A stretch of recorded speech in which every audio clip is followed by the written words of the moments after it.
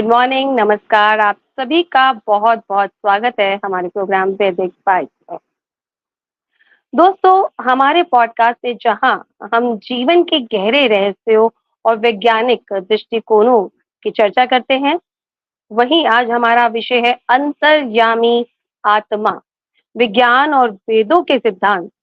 इस विषय पर हम विभिन्न प्रकार के वैज्ञानिक शोध, भारतीय दर्शन और ऐतिहासिक उदाहरणों पर चर्चा करेंगे, ताकि हम ये समझ सके कि आत्मा का अस्तित्व क्या है और जीवन और मृत्यु का क्या रहस्य है।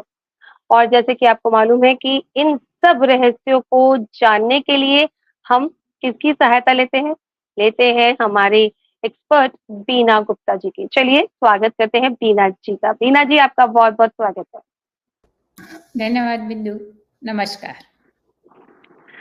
बीना जी एक्सपीरियंस प्राणिक हीलर हैं दोस्तों, और देश विदेश में बहुत सारी वर्कशॉप्स कर चुकी हुई हैं और बहुत सारे लोगों को फायदा पहुंचा चुकी है। अगर आपको भी फायदा लेना है, आपको भी कोई जानकारी लेनी है, आपके भी कोई सवाल है, आपकी कोई जिज्ञासा है, तो आप पूछ सकते हैं बीना जी से।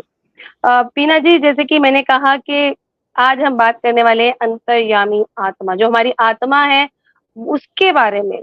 तो बहुत सारे सवाल होते हैं कि जो मरने के बाद किसी भी प्राणी की, जो इंसान है, जो इंसान से हम लोग कहते हैं आत्मा नाम दी, तो उसकी जो चेतना होती है उसका क्या होता है?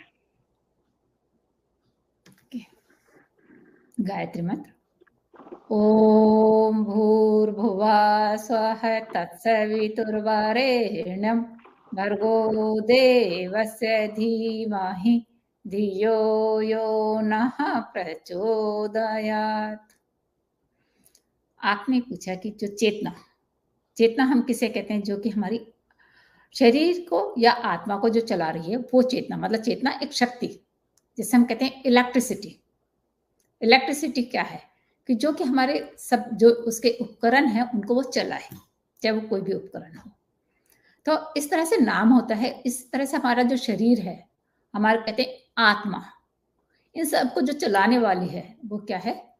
हर इंसान की, ये प्राणी की, मतलब जो भी जीव जंतु, हम ये नहीं कि इंसान के ही अंदर है वो चेतना, तो क्योंकि उनके अंदर है तभी वो काम कर रही है, वो चला रही है उनको, तो उस चेतना को हम कहते हैं। लेकिन क्या वास्तव में, जैसे आपने कहा कि इसका क्या होता है मरने के बाद में, तो मरने के बाद हमारी चेतना तो हमेशा बनी रहती है, चेतना कभी कहीं नहीं जाती है।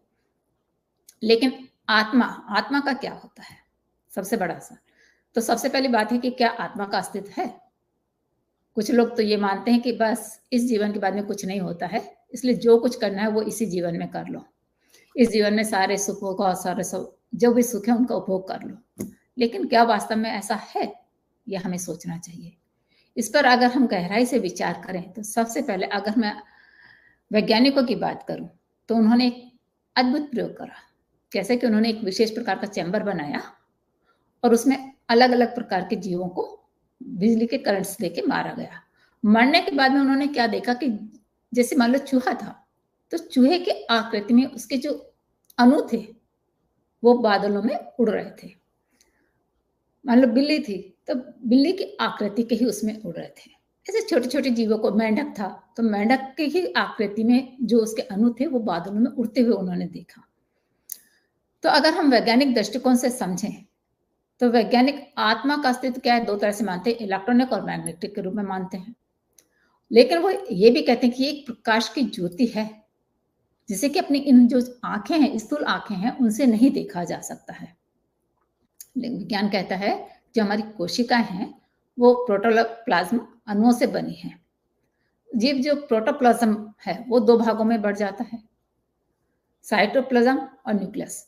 लेकिन ये जो न्यूक्लियस है, अब देखिए हमारा भारतीय विज्ञान भी आगे क्या बोलता है इसमें, जो ये न्यूक्लियस है ये फिर से अपने आप को विकसित कर लेता है। हमारे यहाँ कहते हैं अगर छिपकली की पूंछ भी कट जाए तो पूंछ से उसकी फिर से छिपकली बन जाती है। मतलब इसका मतलब कि उसके अंदर वो क्षमता है कि वो अपने आप को फिर से उसी आकार में ले आएगी। ठीक है, तो यहाँ साइंस भी यही बोल रही है कि वो फिर से अपने आप को बढ़ा लेता है, विकसित करने की क्षमता रखती है। इसलिए भारतीय हमारा जो तत्व ज्ञान है वो क्या कहता है कि जो आत्मा है वो छोटे से छोटा अणु और इतना विराट है कि उसमें पूरा ब्रह्मांड समा जाए, पूरी सृष्टि नप जाए। क्यों? क्योंकि मतलब वो अगर वो अणु अपना विस्तार करना लगे, ठीक, अपने आप को बढ़ाने लगे, तो पूरी सृष्टि उसके अंदर नप जाएगी। डॉक्टर टिमोथी लियर के अनुसार क्या होता है कि मन ही सब कुछ है, क्योंकि हमारा अन्न से स्वभाव और गुण बनता है। जैसे कहते हैं ना, हमारा जैसा खाओ अन्न वैसा बनेगा मन। तो डॉक्टर लियोटी भी यही कहते हैं। लेकिन वैज्ञानिक जो लीक फॉर स्पिरिचुअल डिस्कवरी से क्या बताते हैं कि चेतन तत्व की खोज में जो लगी हुई है, उसमें कुछ वैज्ञानिक वेदों के अनुसार ये मानते हैं कि ब्रह्मांड के जो अन्य ग्रह हैं उनमें भी जीवन है। मानने लगे ना अब इस बात को कि उनमें भी जीवन है। तो मृत्यु के समय इस शरीर को छोड़कर जो प्राण शरीर है, जो कारण शरीर है, वो उस जो आकाश का जो पिंड है, जो ब्रह्मांड का जो पिंड है, उसमें से उसी तरह के तत्वों को खींचता है जैसी कि उसकी परिस्थिति होती है। तो और वो उसी तरफ चला जाता है। जैसे अभी कहा कि वैज्ञानिक भी मान रहे हैं कि अन्य ग्रहों में भी है जीवन, तो वो उसी ग्रह की तरफ, उसी रास्ते की तरफ चला जाता है जैसी कि उसकी प्रकृति होती है। तो इससे पता लगता है कि जो मानव की सत्ता केवल हमारे इस शरीर की तक ही सीमित नहीं है, ये अनंत ब्रह्मांड तक, अन्य लोकों तक भी जाती है। तो ये सत्य है कि जो हमारी आत्मा है वो एक शरीर से दूसरे शरीर में जा सकती है। देखिए, अगर हम अपने भारत के जो प्राचीन इतिहास है, जो हमारे शास्त्र हैं, पुराण है, अगर हम उनको देखें उठाकर, तो उनमें जो जगतगुरु शंकराचार्य हुए थे, उन्होंने महिष्मति नरेश थे। तो उनको काम शास्त्र नहीं आता था। जब एक बार जैसे इनकी शास्त्र चर्चा हो रही थी, तो उसमें उनसे काम शास्त्र के बारे में पूछा गया, उनको नहीं आता था। तो उन्होंने क्या हुआ कि महिष्मति जो नरेश थे, वो उनकी मृत्यु हो गई थी। तो उन्होंने उनके जो मृतक शरीर था उसमें अपनी आत्मा को, अपने प्राणों को उसके अंदर प्रवेश कराया और वहां जाके उन्होंने काम विद्या को सीखा। क्योंकि नरेश जिंदा हो गए, तो नरेश तो चूंकि भौतिकवादी थे, तो उनके रानियां भी थी, तो उन्होंने वहां जाके काम विद्या को सीखा, अध्ययन करा और फिर कामसूत्र ग्रंथ को लिखा। तो ये इस बात का साक्ष्य और प्रमाण है कि आत्मा का शरीर से अपना पूरी तरह से अलग और स्वतंत्र अस्तित्व है। ये किसी के साथ में बंधी हुई नहीं है कि शरीर के साथ में बंधी हुई है, नहीं। योग का मार्ग थोड़ा कठिन हो सकता है, लेकिन ये आध्यात्मिक विज्ञान है, इनर साइंस है। और क्योंकि विज्ञान है, इसके अंदर विज्ञान है, इसलिए इसके जो परिणाम आते हैं, फल, मतलब जो फल मिलता है, वो भी सुनिश्चित है। जैसे 1 to 1 1 + 1 2 ही होना है, चाहे उसको हम कैसे भी लिख लें। तो ठीक इसी तरह से जो इनर साइंस है, जो हमारा आध्यात्मिक विज्ञान है, उसमें भी उसका परिणाम सुनिश्चित है। ऐसा नहीं है कि ये योगी पुरुष हैं जो पहले ही थे, प्राचीन काल में थे, आज भी बहुत से योगी पुरुष हैं। एक बार देखिए, आपने मतलब जब भारत अपना गुलाम था तब की बात है, जो मिलिट्री कमांडर एलपी फेरल थे, वो अपनी आत्मकथा में लिखते हैं कि जब मतलब अंग्रेजी शासन था तब की बात है कि एक नदी के किनारे एक वृद्ध व्यक्ति था, उसको उन्होंने घूमते हुए टहलते हुए देखा। थोड़ी देर बाद वो क्या करता है, उस नदी में से एक शव बहकर आ रहा होता है, उसे निकालता है, बहुत सुरक्षित उसको ऐसे लेकर आता है कि उसको कहीं एक खरोंच भी नहीं आए, और एक पेड़ के नीचे रख देता है और खुद भी वहीं बैठकर कुछ करने लगता है। क्योंकि दूर थे तो उन्हें कुछ समझ में नहीं आ रहा था कि वो क्या कर रहे हैं। अब थोड़ी देर बाद क्या देखते हैं कि जो जो वृद्ध व्यक्ति था, जो कि उस शव को लेकर आया था, वो तो वहां गिर जाता है, और जो युवा जो शरीर था, ये जो शव था, वो एकदम से उठकर खड़ा हो गया, और अब वो क्या करता है, उस वृद्ध व्यक्ति के शरीर को उस नदी में बहा रहा होता है। तो गए वहां पर कमांडर कि भाई ये क्या हुआ है। जब उन्होंने वहां जाकर उससे पूछा कि ये सब क्या हो रहा है, तो उसने बताया कि वो वृद्ध व्यक्ति मैं ही हूं। योग की शक्ति से मैंने अपने प्राण इस जो ये मृत जो युवा था उसके शरीर में डाल दिया था। अब मैं युवा शरीर में हूं, क्योंकि यह शरीर तो उस आत्मा का वाहन है जिसे चलाने के लिए प्राण की जरूरत होती है। वही प्राण मैंने इस शरीर में डाल दिया। इसे योग की भाषा में परकाया प्रवेश कहते हैं। अमेरिका में हॉपकिंस विले ने सम्मोहन योग विद्या के द्वारा रोग चिकित्सा, पूर्व जन्म और कर्म फल का सिद्धांत बताता था वो, कि भाई तुम्हारे पहले जन्म में कैसे कर्म थे, उनको बताता था वो। कर्नल डिरोचाज अपने प्रयोगों से बताते थे कि भारत में प्राण विद्या के आधार पर प्राणों द्वारा आरोग्य प्रदान करने, मतलब पूर्ण रूप से उनको ठीक करने चाहे कितनी भी गहरी बीमार हो जाए, हम कहते थे ना कि हम अपने गुरुओं के पास में जाते थे, ऋषि मुनियों के पास में जाते थे, वो हमें सही करते थे। उनके पास में प्राण विद्या की शक्ति थी और गुप्त रहस्यों को ढूंढने की, वो कहाँ क्या है गुप्त रहस्यों को ढूंढते थे, इनके प्रयोग हुआ करते थे। और आज भी अभी जैसे कहते हैं ये जो प्राणी की है प्राण चिकित्सा, इसमें काफी कुछ ऐसा है कि उसके माध्यम से हम बहुत कुछ कर सकते हैं। जब आप बता रहे थे तो मुझे तो ऐसा लगा कि अरे बाप रे, मतलब आत्मा को दूसरे शरीर में डालकर और अपने ही शरीर को उन्होंने बहा दिया। It's really miracle. तो कहीं ना कहीं आप ये बताना चाह रहे हैं कि विज्ञान और आत्मा में बहुत संबंध है। बिल्कुल।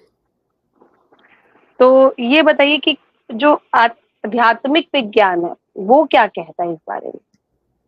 देखिए, अध्यात्म विज्ञान हमारा बहुत कुछ कहता है। जो श्री सुग्रल जहीर अपनी पुस्तक मंगोलिया में लिखते हैं कि भारतीय आत्मविद्या जैसा सच्चा और महान विज्ञान दुनिया में कहीं भी नहीं है। एक दिन सारे विश्व को ये मानना पड़ेगा। उन्होंने अपने मतलब पहले इसको महसूस कैसे किया कि उन्होंने 4 दिन तक योग निद्रा में रहकर इस विराट ब्रह्मांड है उसका अनुभव किया। वो एक लोक से दूसरे लोक में, एक ग्रह से दूसरे ग्रह में गए।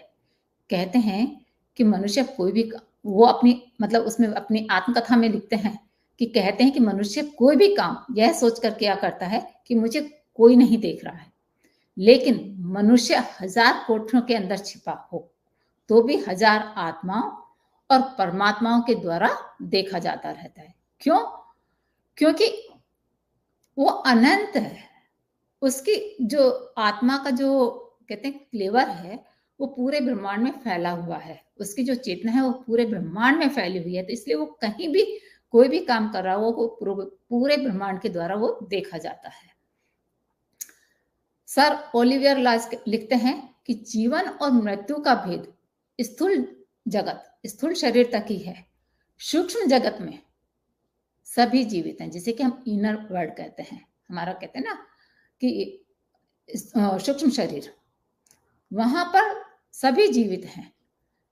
सर आर्थर कानन कहते हैं कि अपनी दुनिया की तरह ही एक सचेतन दुनिया है जिसके निवासी हमसे अधिक बुद्धिमान और शुभचिंतक हैं, क्योंकि हमारे इस शरीर की एक सीमा होती है, एक लिमिटेशन होती है कि हम इतना ही कर पाएंगे, इतना ही आगे जा पाएंगे।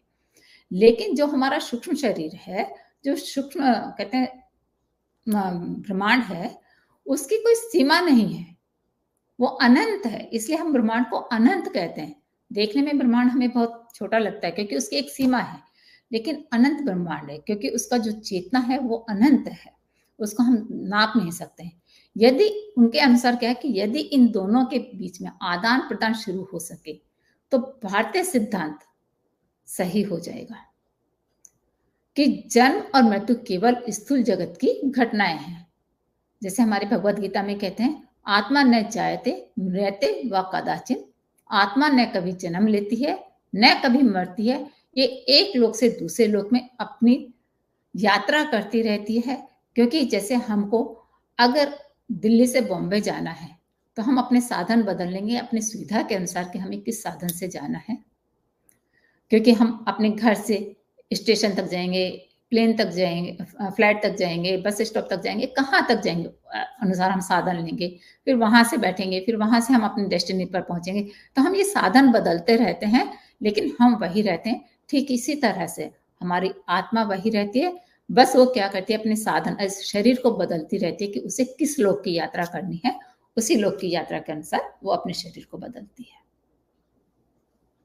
बहुत ही गूढ़ रहस्य है इन सब चीजों में कि जितने आप इसमें डूबते जाओ उतनी ही चीजों को आपका पता लगता रहता है, लेकिन जो समय है वो हमें इजाजत नहीं देता कि हम और सारे रहस्यों के बारे में जान सकें आपसे। तो इसके बारे में और चर्चा भी करते रहेंगे, लेकिन अभी टाइम हो गया है हमारे जो स्पेशल, जो हमारा इस टाइम का हिस्सा होता है डेमो का।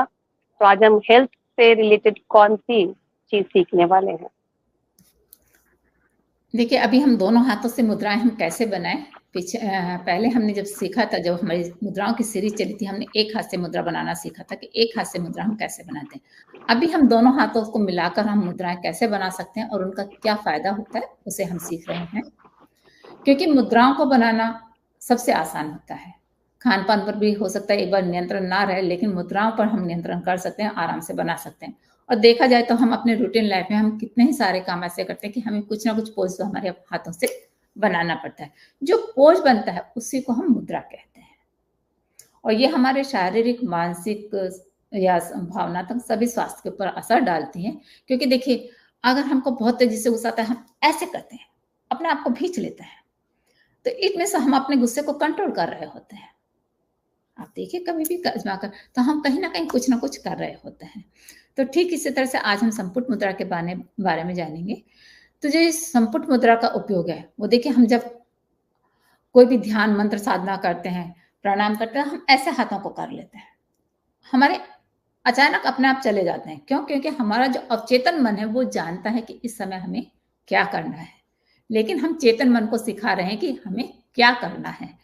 तब वो जागरूक हो जाएगा, तो वो अच्छे से इसको कर पाएगा समझकर। तो इसलिए ये मुद्रा क्या होती है, अपनी ऊर्जा को संचित करने के लिए, शारीरिक और मानसिक शांति को प्रदान करने में सहायक देती है। इसको करने के लिए हम किसी भी ध्यान मुद्रा में आराम से बैठ जाएं, अपनी रीढ़ की हड्डी को सीधा रखें, हाथों को घुटने पर रखें, और जैसा कि आप इस पिक्चर में देख पा रहे हैं कि अपने हथेलियों को एक दूसरे के ऊपर आमने सामने करते हुए इस प्रकार बंद करें, जिससे वो एक छोटा कप या संपुट बन जाए। आंखें बंद करें और अपने ध्यान है वो अपनी सांसों पर केंद्रित करें। आराम से गहरी और नियमित सांस लें, धीरे धीरे लें, रोकें, फिर धीरे धीरे सांस को छोड़ें और फिर रोकें। ऐसे 15 से 20 मिनट तक कर सकते हैं, लाभकारी होगी। इस मुद्रा को सुबह और शाम करना सबसे अच्छा रहता है, और खाली पेट करें या भोजन से 2-3 घंटे के बाद करें तो ज्यादा अच्छा रहेगा। और बाकी कुछ भी आपको जानना हो तो अगर योग को कहते हैं ना, सुरक्षित और बेहतर तरीके से करना ज़रूरी है और इसमें सावधानियाँ भी बहुत ज़रूरी है। तो किसी की जो हमारे इसके लिए आप हमारे ओजस सोल यूट्यूब और फेसबुक पर जाकर वीडियोस का सहारा ले सकते हैं, जिससे कि आपको कोई प्रॉब्लम नहीं होगी। बीना जी, आप आए उसके लिए बहुत-बहुत शुक्रिया। धन्यवाद बिंदु, नमस्कार। दोस्तों, आज हमने जाना कि आत्मा के अस्तित्व और जीवन के रहस्य कैसे किस प्रकार से होते हैं, लेकिन आत्मा का अस्तित्व होता क्या है या फिर विज्ञान आत्मा के अस्तित्व को कैसे मानता है, इस बारे में हम जरूर चर्चा करेंगे। और आप भी सोचिएगा, आप भी अपने विचार हमारे साथ जरूर साझा कीजिएगा।